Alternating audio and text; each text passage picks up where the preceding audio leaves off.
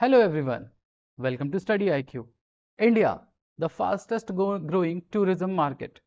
अब इंडिया को क्यों बड़े बड़े होटल चेन के मालिकों ने, खासकर इंटरनेशनल होटेलियर्स ने एक सेपरेट कॉन्टिनेंट तक कह दिया है when it comes to tourism?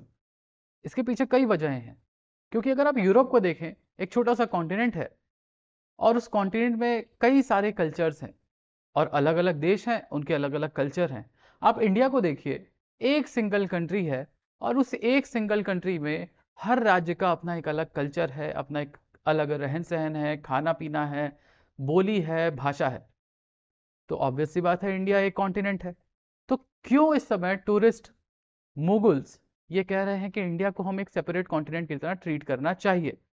इसलिए क्योंकि ना सिर्फ इंडिया में आने वाले टूरिस्ट अलग अलग तरह की चीजें देख सकते हैं, एक्सपीरियंस कर सकते हैं, बल्कि साथ ही साथ इंडिया से जो टूरिस्ट बाहर जाते हैं उनके भी प्रेफरेंसेस अलग अलग हैं। फॉर एग्जांपल, नॉर्थ इंडिया से ज़्यादातर लोग आपको दिखेंगे यूएस जाते हुए, कनाडा जाते हुए, माइग्रेट करते टाइम।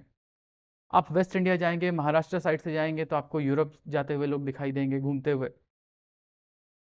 अगर आप केरला देखेंगे तो गल्फ कंट्रीज जाते हुए दिखाई देंगे। तो ये सबके प्रेफरेंसेस भी अलग अलग हैं, जिस रीजंस की वजह से इंडिया को एक सेपरेट कॉन्टिनेंट कहा जा रहा है।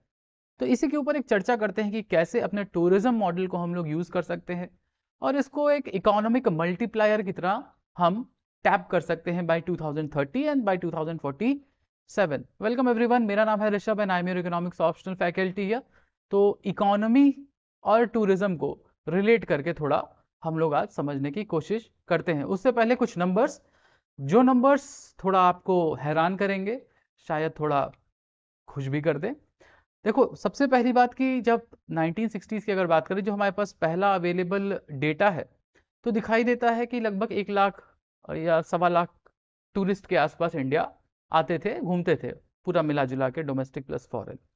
2024 में आते आते ये नंबर लगभग 17 मिलियन, अगर आप समझें तो 1.7 crore people are now coming and roaming around in India. हमारा टारगेट है कि by 2047 100 million people should come to India yearly. मतलब डोमेस्टिक प्लस फॉरेन टूरिज्म मिला के 100 million people should travel yearly. मतलब 10 करोड़ लोगों का टारगेट है हमारा। एंड दैट्स वाई हमारा जो ग्रोथ फैक्टर है वो लगभग 800 गुने से ज़्यादा का है। ये तो हम पूरा का पूरा मिला के बता रहे हैं। अगर हम बात करते हैं सिर्फ फॉरेन टूरिस्ट की, सिर्फ फॉरेन टूरिस्ट की, तो 2030 तक ये इकोनॉमी हमें बिलियंस ऑफ डॉलर्स में बढ़ती हुई दिखाई दे रही है। लेकिन इसमें एक अच्छी खबर और भी है कि इंडिया के डोमेस्टिक टूरिस्ट यानी हमारे लोकल घुमंतु लोग भी बढ़े हैं। इंडिया के डोमेस्टिक टूरिस्ट ने फॉरेन ट्रैवलर्स को आउट परफॉर्म किया है when it comes to travelling around in India. So India सिर्फ एक टूरिस्ट डेस्टिनेशन नहीं है, एक टूरिस्ट पावर हाउस बन के उभरा है। और इसीलिए इंडिया को एक सेपरेट कॉन्टिनेंट बोला जा रहा है। अब इसके इकोनॉमिक क्या इंप्लीकेशन, आउटकम होंगे, क्या हमें सुधार करने की जरूरत है, सबसे पहले तो साफ सफाई की, इन सब के ऊपर हम चर्चा करेंगे। तो देखिए, भारत की जो सभ्यता है वो लगभग 5000 साल पुरानी है। और जब से ये घुमंतु लोग, ये ट्रैवलर्स दुनिया भर में हैं, भारत एक ऐसा डेस्टिनेशन है जिसकी मिस्टीक, जिसकी मिस्टीरियसनेस, जिसका फिलॉसफी और जिसका वासुदेव कुटुंबकम जैसा फिलॉसफी सबको अपनी ओर अट्रैक्ट करता है। पहले कभी हिंदुइज्म की वजह से, बुद्धिज्म की वजह से, जैनिज्म की वजह से, और being one of the biggest sources of GDPs and trade around the world, हम देखते हैं कि 1600 साल पहले भी फाहियान इंडिया आ चुके हैं और इंडिया घूम चुके हैं और अपनी राइटिंग्स में लिख भी चुके हैं। इसीलिए ग्लोबल सीईओज कहते हैं that India is a memory for life और इंडिया है fastest growing market for tourism on the planet. तो अगर हम हिस्टोरिकली देखें तो आज से नहीं, तकरीबन 399 एडी से अगर बात की जाए, तब से इंडिया में और उसके पहले से भी लोग आ जा रहे हैं, कभी इन्वेडर बन के, कभी रहने को बन के, लेकिन आ तो रहे हैं, है ना। तो इसीलिए फाहियान आते हैं सबसे पहले, वर्ल्ड्स फर्स्ट डॉक्यूमेंटेड टूरिस्ट, और वो कहाँ आते हैं? चाइना से इंडिया। इसी के साथ साथ 1960s में इंडिया टूरिज्म को सीरियसली लेना शुरू करता है, इंडियन टूरिज्म डिपार्टमेंट बनता है और 2000 में लॉन्च होता है एक कैंपेन जिसका नाम आप सबने सुना होगा, जिसको हम बोलते हैं इनक्रेडिबल इंडिया कैंपेन। और 2024 आते आते मतलब लास्ट ईयर तक India 4th largest domestic travel market बन जाता है। अब इतनी बड़ी पॉपुलेशन है, उस पॉपुलेशन में इनकम वृद्धि भी हो रही है, मिडिल क्लास बढ़ रहा है, रिलीजियस टूरिज्म भी बढ़ा है, तो इसीलिए इंडिया बन जाता है 4th largest tourist hub, domestic tourist hub. तो इकोनॉमिक थ्योरी की अगर बात की जाए तो डेविड रिकार्डो कहते हैं कि कैसे कंपैरेटिव एडवांटेज की वजह से कोई देश अपने कुछ सर्विसेज और गुड्स को बेहतर कर सकता है। जैसे इंडिया के पास क्या एडवांटेज है, India has the soft power, and also India के पास एक और चीज है जिसको हम बोलते हैं कल्चर, एंशियंट कल्चर, जो चलता आ रहा है पिछले 5000 साल से, और लोग बहुत ज्यादा इस कल्चर को समझने और जानने के लिए उत्साहित रहते हैं, तो इसको हम टैप इन कर सकते हैं। ग्लोबल जाइंट्स क्यों कह रहे हैं इंडिया को एक सेपरेट कॉन्टिनेंट? ऐसा इसलिए कहा जा रहा है क्योंकि ग्लोबल हॉस्पिटैलिटी इंडिया को एक बहुत बड़ा मार्केट की तरह देख रही है। अब जैसे होटल चेन्स है, वो यहाँ पे आके काम करना चाहते हैं, क्योंकि 1.4 बिलियन पीपल, यानी अब ट्रैवलर पॉपुलेशन ऑफ 1.4 बिलियन जो लोग आते जाते हैं, और इस टूरिज्म मार्केट को सब कोई टैप इन करना चाहता है। प्लस इंडिया की मीडियन एज जो है, जो ट्रैवलिंग मीडियन एज है, वो अराउंड 28 साल के आसपास है, 28 ईयर्स, और ये दुनिया भर की मीडियन एज से 10 साल कम है। यानी कि इंडिया के पास सबसे ज्यादा वर्किंग एज पॉपुलेशन है, जो कमा भी रही है और घूमना भी पसंद कर रही है। और इसके साथ साथ इंडिया के अंदर लगभग 36 स्टेट प्लस यूनियन टेरिटरीज हैं, जिसका सबका अलग अलग कल्चर, अलग अलग फूड चॉइसेस, अलग अलग लैंग्वेज, ये सब कुछ देखने के लिए टूरिस्ट दुनिया भर से आते हैं। ऑफिशियल लैंग्वेजेस हमारे पास 22 हैं ही, with classical languages also, and a lot of culture, folk dance, traditional dance, music, ये सब कुछ इंडिया में आपको एक देश में मिलता है। एक पासपोर्ट पे आपको इतना वैरायटी, इतना डाइवर्सिटी और कहीं नहीं मिलने वाला, and that's why India is a continent in itself. Economic explosion की अगर बात की जाए तो लगभग 42 ट्रिलियन डॉलर का कंट्रीब्यूशन हो सकता है टूरिज्म का in the Indian economy bye 2035। 42 trillion dollar, अब ये बहुत बड़ा नंबर है, सर्विसेज का नंबर है। अगर इतना पैसा आ गया इंडिया में तो जीडीपी तो मेनी फोल्ड्स इंक्रीज करेगी ही करेगी। अब बात ये होती है कि 42 ट्रिलियन का मतलब है कंट्रीब्यूशन टिल 2035। ऐसा नहीं है कि एक ही साल में 42 ट्रिलियन डॉलर। आज से अगर हम 2025 से 35 तक यानी अगले 10 साल का टारगेट देखें तो 42 ट्रिलियन डॉलर तक आपको टूरिज्म कंट्रीब्यूट कर सकता है, फॉरेन प्लस डोमेस्टिक मिला के। इससे ये समझ में आता है कि हर एक रुपया जो खर्च करता है एक ट्रैवलर इंडिया में, उससे इकोनॉमी को 1.85 रुपीज का फायदा होता है, यानी कि 0.85% आपको एक्स्ट्रा इनकम या मल्टीप्लायर इफेक्ट की तरह काम करता है। डायरेक्ट इंपैक्ट अगर देखा जाए तो होटल चेन्स बढ़ती हैं, टूर ऑपरेटर्स, टूरिज्म बढ़ता है, इवन मेडिकल टूरिज्म इंडिया में काफ़ी पॉपुलर है, वो बढ़ता है। और इनडायरेक्ट की अगर बात की जाए तो इंडिया का जो अनऑर्गेनाइज सर्विस सेक्टर है, वहाँ ज़्यादा लोगों को अब आप जॉब्स एम्प्लॉयमेंट दे सकते हैं। ठीक है, जैसे आपके बस ऑपरेटर हुए, फूड सप्लायर्स हुए, छोटे कैंटीन्स हुए, कैफेज हुए, ठीक है, इवन नए होटल्स बनेंगे तो कंस्ट्रक्शन हुआ, तो इन सारे जो रिलेटेड इंडस्ट्रीज हैं उनको भी फायदा होगा।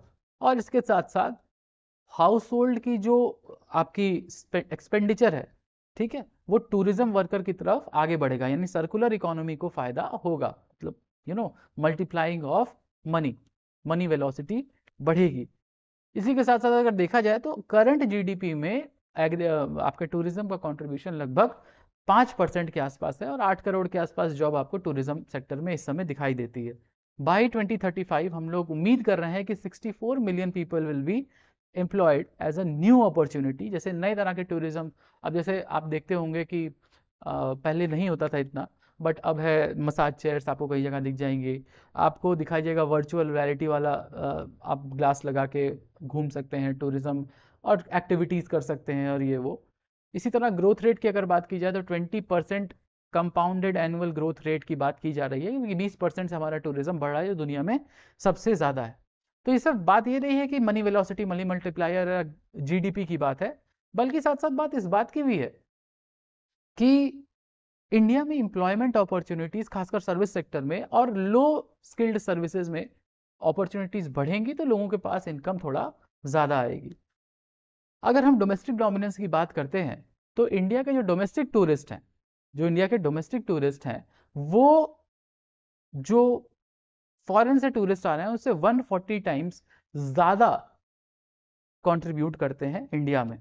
Domestic tourist around 2.5 billion tourist हर साल इंडिया में घूमते हैं और इंटरनेशनल टूरिस्ट 17.7 मिलियन 2024 का डेटा है। अब इसके पीछे बहुत वजहें हैं, जैसे कुछ स्टीरियोटाइप्स भी हैं इंडिया को लेके, थोड़ा साफ सफाई का दिक्कत है, हाइजीन का दिक्कत है, थोड़ा सेफ्टी कंसर्न्स रहता है फॉरेन टूरिस्ट को, उसको हमें हेड ऑन लेने की ज़रूरत है। ये नहीं कर सकते कि इनको क्या पता है, no no no no, we will have to take some responsibility, हमें एक सिविक सेंस डेवलप करना पड़ेगा। तो जो वासुदैव कुटुंबकम की जो हमारी फिलॉसफी है उसको हम ऑन ग्राउंड दिखा सकें, सिर्फ वो कागजी बात ना रह जाए, उसके लिए हमें कुछ मेहनत करने की ज़रूरत हमें भी है और सरकार को तो है ही। Domestic spending is around 15.5 trillion और international spending is around 3.1 trillion. और ग्रोथ रेस की बात अगर की जाए तो डोमेस्टिक टूरिस्ट 20% CAGR और इंटरनेशनल टूरिस्ट लगभग 8 से 10% एनुअली ग्रो कर रहे हैं इंडिया में, and it's a huge number. ठीक, तो अगर इकोनॉमिक थ्योरी की बात की जाए तो उस पर यह होता है ना कि जब डुअल गैप होता है तो फॉरेन इन्वेस्टमेंट की वजह से डोमेस्टिक सेविंग्स और इन्वेस्टमेंट गैप को भरा जा सकता है। बट इंडिया एक एक्सेप्शन है। एक्सेप्शन ये है कि यहाँ पे डोमेस्टिक टूरिज्म फ्यूल कर रहा है ग्रोथ को, ना कि इंटरनेशनल टूरिज्म। अभी भी इंटरनेशनल टूरिज्म अपने पीक पोटेंशियल पे काम नहीं कर रहा है जितना डोमेस्टिक टूरिज्म कर रहा है। It's an exception. ठीक है, ये जो टूरिज्म या इंटरनेशनल टूरिज्म ट्रेड थ्योरी है इससे बिल्कुल विपरीत आपको दिखाई देता है। हाँ, तो इसी डोमेस्टिक टूरिज्म के पैसे का इस्तेमाल करके हम वैल्यू एडेड डेवलपमेंट कर सकते हैं, सेंसिटाइज कर सकते हैं लोगों को कि भारत की जो छवि है इंटरनेशनल मार्केट में वो बेहतर हो सके, थोड़ी साफ सुथरी हो सके। ठीक, वही अगर देखा जाए इंडियन ट्रैवलर्स जो हैं वो भी ग्लोबली बहुत ज़्यादा बढ़े हैं क्योंकि लोगों की इनकम बढ़ी है, ऑब्वियस सी बात है। IT सेक्टर में जॉब है, सर्विसेज सेक्टर में जॉब है, यूथ इज़ डूइंग गुड, आपके पास अनऑर्गेनाइज लेवल पे काफ़ी सारे जॉब्स है, तो इंडिया से बाहर जाने वाले लोगों की संख्या भी बढ़ी है। Again, Indians are one of the tourist जिनका जो थोड़े इनफेमस हो गए हैं बाहर जाके, लेकिन हाँ, हमें अपने अंदर वो सिविक सेंस डेवलप करने की ज़रूरत है। तो इंटरनेशनली ग्लोबली जो नंबर्स आए हैं उनके हिसाब से 2030 तक $410 बिलियन तक इंडियंस स्पेंड करेंगे अपने फॉरेन टूरिज्म में, और वहाँ जाके एक्सप्लोर करने में, वहाँ के कल्चर को सीखने में, अमलगमेट करने में अपना कल्चर वहाँ पे। और देखा जाए तो 2019 में जो $150 बिलियन की स्पेंडिंग थी फॉरेन टूरिज्म में, 2030 तक 410 होने वाली है, मतलब लगभग 3 गुना इंक्रीज आपको देखने को मिलेगा इंडियन टूरिस्ट का फॉरेन डेस्टिनेशन की तरफ जाने में, 3 times increase. Regional travel preferences की अगर बात करें कि कौन से लोग कहाँ जाना प्रेफर करते हैं, तो नॉर्थ इंडिया में ज़्यादातर लोग US कनाडा यहाँ प्रेफर करते हैं, केरला में ज़्यादातर लोग प्रेफर करते हैं गल्फ कंट्रीज़ में जाना, महाराष्ट्र में लोग प्रेफर करते हैं यूरोप, साउथ ईस्ट एशिया यहाँ ट्रैवल करना, एडवेंचर की तरफ जाना, और तमिलनाडु में जहाँ पे कल्चरल क्लोजनेस है जैसे Sri Lanka, Thailand, south east Asia, Singapore, वहाँ जाना ज़्यादा पसंद करते हैं। सो इस तरह से आपको ट्रैवलर बिहेवियर और माइंडसेट भी दिखाई देगा कि अलग अलग रीजन के लोग अलग अलग जगह जाना पसंद करते हैं। अब क्यों ना ऐसे देश को एक कॉन्टिनेंट बोला जाए, तो बात तो सही है आपकी।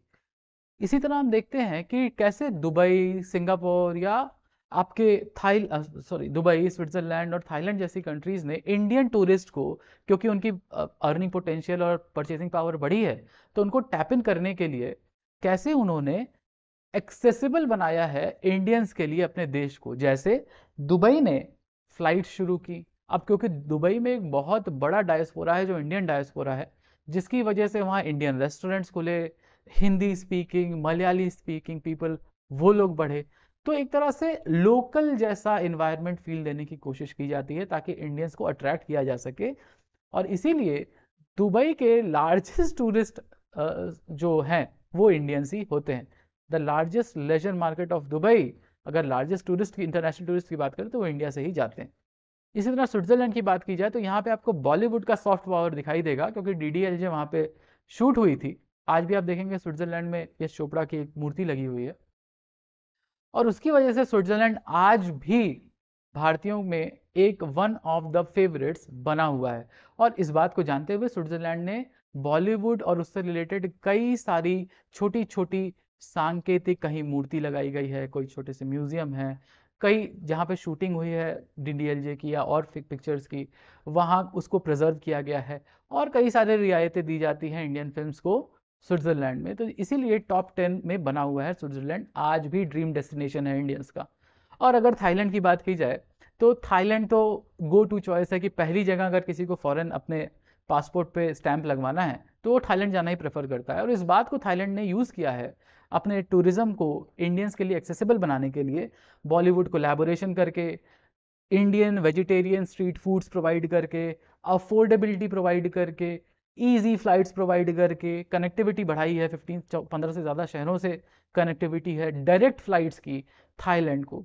तो इस तरह से थाईलैंड बन जाता है number 1 international destination for Indians, क्योंकि जिसका भी फर्स्ट इंटरनेशनल डेस्टिनेशन की अगर बात की जाए तो वो हमेशा ज़्यादातर लोगों का थाईलैंड रहता है। तो इस तरह से हम भी अपने देश को, अलग अलग स्टेट्स को अलग अलग देशों के लिए थोड़ा सा मॉडिफाई कर सकते हैं ताकि हम टूरिज्म को अट्रैक्ट कर सकें। तो एक बार कोई आएगा तो देश घूमते तो जाएगा ही, है कि नहीं। तो 2047 विजन की अगर बात की जाए तो $3 ट्रिलियन की हमको अपनी टूरिज्म ड्रीम कंप्लीट करनी है, ठीक है। टूरिज्म इकोनॉमी ऑफ 3 ट्रिलियन, आज हमारी इकोनॉमी कितनी है साल की? $4.1 ट्रिलियन।